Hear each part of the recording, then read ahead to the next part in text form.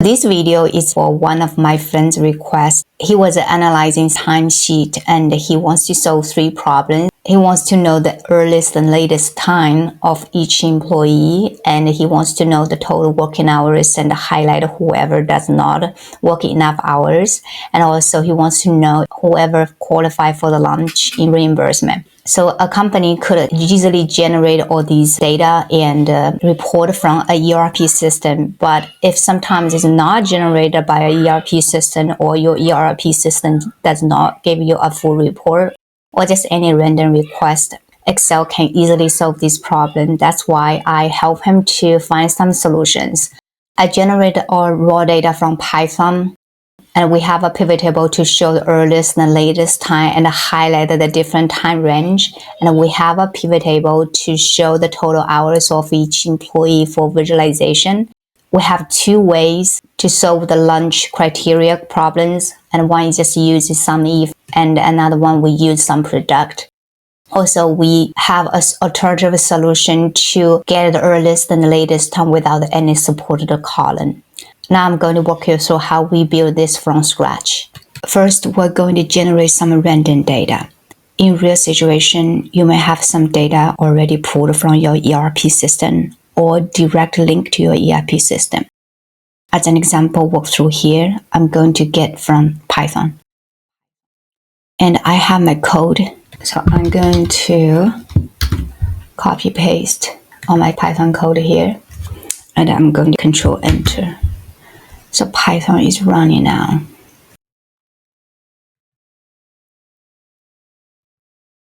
And now I'm going to show the Excel value.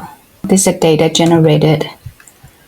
When I was writing the code, I would consider some employees will work on time and someone work long hours or late hours or half day. I just trying to diversify the data situation, and then this helps us to illustrate the visualization later. We're going to make this bold here, and we're going to solve our first problem is to show the earliest and the latest time of each employee. There are 2 situations. So the event time right now, for example, a text format, we will need to list the date and the time here. So I have our date and time. We're going to exclude the blank situation. Means if there's no employee, the date itself is blank, we're going to just make it a blank. Otherwise, we're going to extract the date from these tags. So now we're going to format. We're going to format this to be short date. And a short day of everyone. So it's like we have employee A, B, C, D, E, F, G, H, I, J, April 1st, and we are going to get all the date of the event time. Then next we're going to get the time. Right of the tags, we're going to get 8 of these, the most 8 right tags. And we're going to make this time value.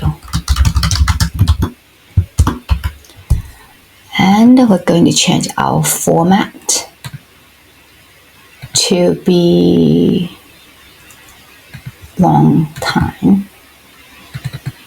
Okay, so this is our time value. We can find our earliest and the latest for each employee each day. Now we're going to have a new tab. We're going to list all the time by day, by employee, because right now it's just a list of the time entries. Now I'm going to show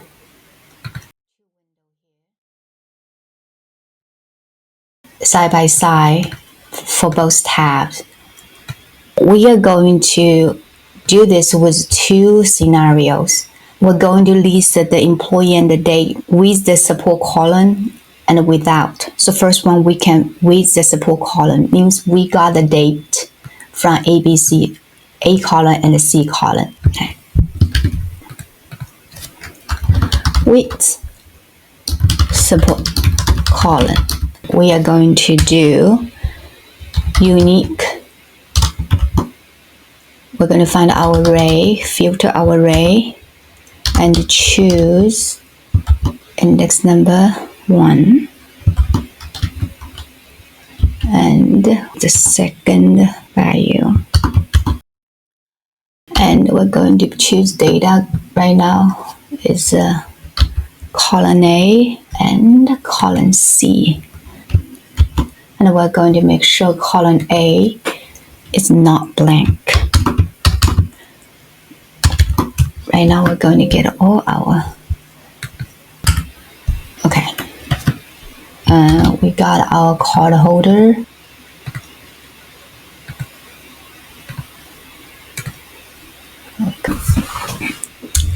And now we're going to find our earliest and the latest time. Earliest and the latest time. So earliest time we can use MINIFS. I just choose column because later we can add data. You can also just limit the number of rows you want. And also you can even set this data set as a table. And we are going to pick up the minimum time. We enter this column and we got from column A, make sure that we find the employee A here. And then we got from date. So we've got from date here, anchor here, and we make sure the date is the date we pick up.